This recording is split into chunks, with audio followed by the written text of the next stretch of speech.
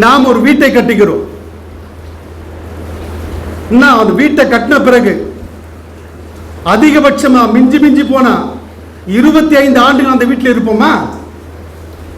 இல்ல ஒரு 30 ஆண்டுகள் இருப்போமா? இல்ல ஒரு 50 ஆண்டுகள் தான் இருப்போமா? அந்த வீடு தங்குவதற்காக வேண்டி அந்த வீட்டை ஸ்ட்ராங்கா கட்டுறது, அழகாக கட்டி எழுப்புவது, அது மட்டுமல்லாமல் வீட்டை சுத்தி அதாவது தோட்டங்கள், மரங்கள், செடிகள், கொடிகள், பூக்கள், இது போன்ற அனைத்து விஷயங்களையும், அது மட்டுமல்ல வீட்டில் ஏசி, ஏர் கூலர், எதையெல்லாம் தேவையோ அனைத்து சொகுசையும் நாம் அமைத்துக் கொள்கிறோம். காரணம் என்ன சகோதரி, சிந்தித்து பாருங்க. மிஞ்சி மிஞ்சி போனா சில ஆண்டுகள் தான் நாம் வாழ்வோம், சில ஆண்டுகள் தான் அந்த வீட்டில் இருப்போம். ஆனால் எல்லா சொகுசையும் அமைத்துக் கொள்கிறோம். என்னுடைய வீடு இப்படித்தான் இருக்க வேண்டும், இப்படித்தான் அழகாக இருக்க வேண்டும், தோட்டங்கள் இப்படித்தான் இருக்க வேண்டும், பூக்கள் இப்படித்தான் அலங்கரிக்கப்பட்டிருக்க வேண்டும் என்றெல்லாம் நினைக்கிறோமா இல்லையா? சகோதரர்களே, ஒரு சாதாரண வீடு அதிகபட்சமா 20 வருஷம் அந்த வீட்டில் வாழ மாட்டோம், அதிகபட்சமா ஒரு 30 வருஷம் வாழ மாட்டோம், அதிகபட்சமா ஒரு 50 வருஷம் அந்த வீட்டில் இருக்க மாட்டோம். அப்பேற்பட்ட வீட்டையே நாம் அலங்கரிக்கிறோம் என்று சொன்னால், அன்பானவர்களை சிந்தித்து பாருங்க. நாளைக்கு நாம் கபருக்கு செல்கிறோம்.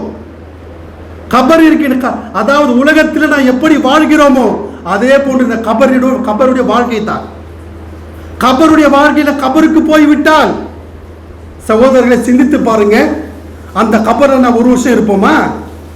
அந்த கபர்ல 100 வருஷம் இருப்போமா? அந்த கபர்ல 500 வருஷம் இருப்போமா? அந்த கபர்ல 1000 ஆண்டுகள் இருப்போமா? 10,000 ஆண்டுகள் இருப்போமா? சகோதரர், நமக்கே தெரியாது கியாமத் எப்போது திரும்ப எழுப்பப்படுவோம் என்று.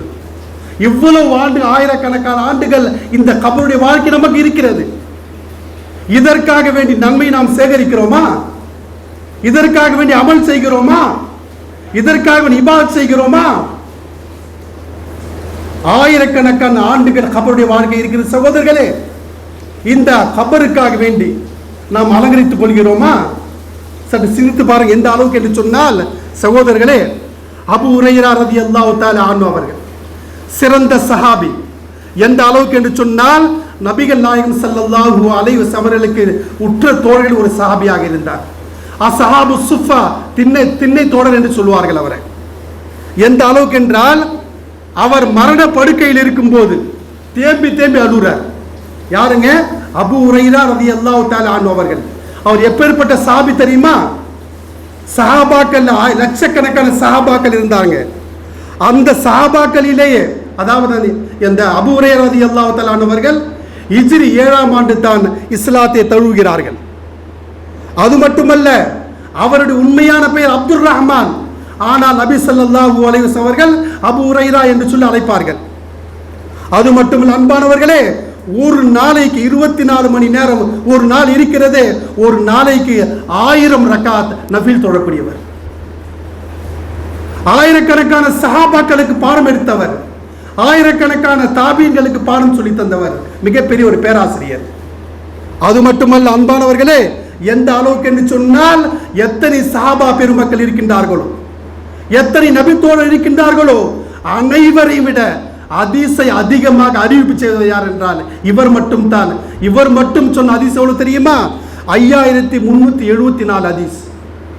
இவர் தான் சஹாபாக்களிலேயே அதிகமாக ஹதீஸ் அறிவித்தவர். அது மட்டுமல்ல அன்பானவர்களே, 70 வயசுல தான் அவர் மௌத்தா போறாரு. அவர் ஜன்னத்துல் பகீல் அடக்கம் செய்யப்படுகிறார். இந்த விஷயத்தை ஏன் சொல்லணும் தெரியுமா? சகோதரர்கள், அவர் சக்கராத்தில் இருக்கும்போது மரணத்துடைய நேரத்திலே தேம்பி தேம்பி அழுகிறார். சஹாபாக்கள் கேட்கிறாங்க, ஏங்க நீங்க நபி தோழர்,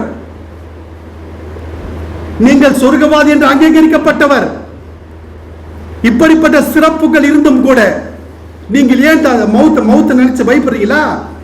அப்ப அவர் சொல்றாரு, சகோதரர்களை சிந்தித்து பாருங்க. அவர் என்ன சொல்றாரு தெரியுமா? நான் அமல் குறைவாக செய்திருக்கிறேன், ஆனால் கபருடைய வாழ்க்கை இருக்கின்றது மிக நீளமான வாழ்க்கை, மிக விரிவான வாழ்க்கை. அந்த கபரிலே என்னுடைய வாழ்க்கை கழிப்பதற்காக என்னுடைய அமல் குறைவாக இருக்கிறது என்று நினைத்து அபூ ஹுரைரா ரலியல்லாஹு அன்ஹு அவர்கள் அழுகிறார்கள் என்று சொன்னால், சகோதரர் சிந்தித்து பாருங்க. சின்ன வீட்டை நாம் அலங்கரிக்கிறோம், ஆனால் கபர் என்ற வீட்டை அலங்கரிக்கிறோமா? கபர் என்ற வீட்டை அமலை கொண்டு தான் அலங்கரிக்க முடியும். இபாதத்தை கொண்டு தான் அலங்கரிக்க முடியும். இஸ்லாம் எதை சொன்னதோ அதை பற்றி நாம் சரியாக அமல் செய்தால்தான் அந்த கபர் இருக்கின்றது நமக்கு ஒளிமையமாக இருக்கும், சொர்க்கத்தின் ஒரு வாசலாக இருக்கும், சொர்க்கத்தின் ஒரு பகுதியாக இருக்கும். இல்லை என்று சொன்னால் மிகவும் கை சேதம் சகோதரர்களே.